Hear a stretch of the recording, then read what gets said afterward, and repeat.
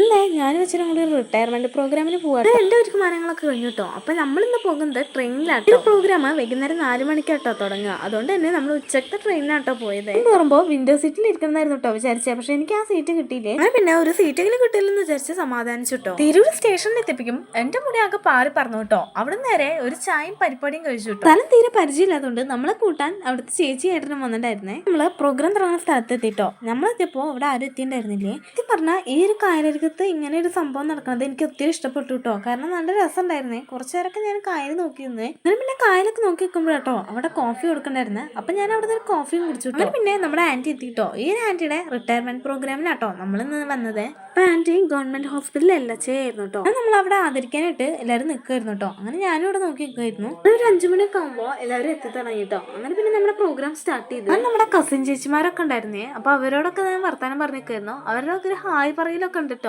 പിന്നെ എല്ലാവരും എത്തി തുടങ്ങിയപ്പോൾ നമ്മുടെ പ്രോഗ്രാം സ്റ്റാർട്ട് ചെയ്ത് ഞാൻ തന്നെ ആദരിക്കൽ ചടങ്ങായിരുന്നു കേട്ടോ. അങ്ങനെ കുറെ നേരം എല്ലാവരുടെയും വർത്താനും പ്രസംഗവും കാര്യങ്ങളൊക്കെ ഉണ്ടായിരുന്നു കേട്ടോ. അതൊക്കെ കഴിഞ്ഞ് നമ്മൾ പിന്നെ നേരെ പുടവ അണിയിക്കലുണ്ട്. ഇവിടെ മധുരം നൽകല്, അതായത് കേക്ക് മുറിക്കലായിരുന്നു കേട്ടോ. അപ്പോൾ അങ്ങനെ അവരുടെ മക്കള് കേക്കൊക്കെ കുറിക്കായിരുന്നു. അതൊക്കെ കഴിഞ്ഞ് നമ്മൾ നേരെ കേക്ക് കട്ട് ചെയ്ത് കൊടുത്തിട്ടുണ്ടായിരുന്നു. അപ്പോൾ അതും കൂടി കഴിച്ചു. അങ്ങനെ കേക്കൊക്കെ കഴിച്ച് പിന്നെ നേരെ ഫുഡ് കഴിക്കാനായിട്ടോ പോയിട്ടുണ്ടായിരുന്നത്. അപ്പോൾ അവിടെ നമ്മൾ കായലിന്റെ തൊട്ടരികത്ത് തന്നെ നമ്മൾ ഫുഡൊക്കെ കഴിക്കാനായിട്ട് ഇരിക്കുന്നത് നല്ല രസമായിരുന്നു. തൊട്ടപ്പുറത്ത് പാറുക്കുട്ടി എന്തൊക്കെയോ ക്യൂട്ട് എക്സ്പ്രഷൻ ഒക്കെ ഇട്ടിട്ട് എന്തൊക്കെയോ പറയുന്നുണ്ടായിരുന്നു. പിന്നെ നേരെ ഫുഡ് കഴിക്കാൻ പോയിട്ട് ബിരിയാണിയും പിന്നെ അതുപോലെ തന്നെ ചിക്കൻ്റെ ഗ്രേവി, ചില്ലി, പിന്നെ അതുപോലെ തന്നെ നമ്മുടെ സാലഡ് ഉണ്ടായിരുന്നു, അച്ചാർ, ഇതൊക്കെ ആയിരുന്നു കേട്ടോ. അപ്പോൾ ഞങ്ങൾ അതൊക്കെ കഴിച്ചു. നമ്മൾ കസിൻസിന് എല്ലാവരും കണ്ടിട്ട് നമ്മൾ വർത്താനൊക്കെ പറഞ്ഞു കേട്ടോ. പിന്നെ നല്ല ഇരുട്ടാവാൻ തുടങ്ങിയിരുന്നേ. അങ്ങനെ പിന്നെ നമുക്ക് പോവാനുള്ള നേരം ആയപ്പോഴേക്കും എല്ലാവരോടും ഒന്ന് കണ്ട് വർത്താനൊക്കെ പറഞ്ഞു കേട്ടോ. നമുക്ക് പോകേണ്ട ട്രെയിന് 8 മണിയായിരുന്നു കേട്ടോ.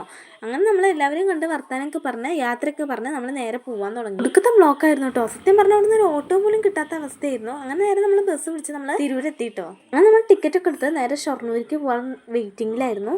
പക്ഷെ ട്രെയിൻ ഇത്തിരി ലേറ്റ് ആയിപ്പോയി. തിരിച്ച് ഒറ്റപ്പാലത്തേക്കല്ല കേട്ടോ ട്രെയിൻ ഉണ്ടായിരുന്നത്. അപ്പോൾ ഷൊർണൂരിലായിരുന്നു. നമ്മൾ വരുമ്പോൾ ഷൊർണൂർ വഴി തന്നെയായിരുന്നു കേട്ടോ വന്നിട്ടുണ്ടായിരുന്നത്. ഈ ഒരു യാത്രയിൽ മഴ ഇല്ലാത്തതുകൊണ്ട് നമുക്ക് സുഖമായിട്ട് യാത്ര ചെയ്യാൻ പറ്റും കേട്ടോ. പക്ഷെ നമ്മൾ വരണ വഴിയിൽ 1-2 ഇടങ്ങളിൽ നല്ല മഴ പെയ്തിട്ടുണ്ട്. നമുക്ക് എന്തായാലും മഴയൊന്നും കൊള്ളേണ്ട ആവശ്യം ഉണ്ടായില്ല കേട്ടോ. തിരൂരിൽ ഇവിടെ എത്തിയപ്പോഴേക്കും എൻ്റെ കോലാകെ മാറി കേട്ടോ. ഞാൻ പോയ കോലേ അല്ലായിരുന്നു കേട്ടോ. അപ്പോൾ ചിലയിടത്തൊക്കെ മഴ പെയ്തുകൊണ്ട് തന്നെ എനിക്ക് നല്ല തണുപ്പൊക്കെ ഫീൽ ചെയ്തു കേട്ടോ. അങ്ങനെ പിന്നെ നമുക്ക് 1-2 സാധനങ്ങൾ വാങ്ങാണ്ടായിരുന്നു. അതൊക്കെ വാങ്ങി നേരെ നമ്മൾ വീട്ടിലേക്ക് കേട്ടോ പോയിട്ടുണ്ടായിരുന്നത്. വീട്ടിലെത്തിയപ്പോൾ അമ്മ നമ്മളെ കാത്തൊക്കെയായിരുന്നു കേട്ടോ. നേരെ ഞാൻ കണ്ണാടയുടെ മുന്നിൽ കേട്ടോ പോയിട്ടുണ്ടായിരുന്നത്. എൻ്റെ റൂമിൻ്റെ ബൾബിൻ്റെ അവസ്ഥ ഇതാട്ടോ. കാലാവധി തീരാനായി തോന്നുന്നു. അപ്പോൾ ഇന്നത്തേക്കുള്ളൂ.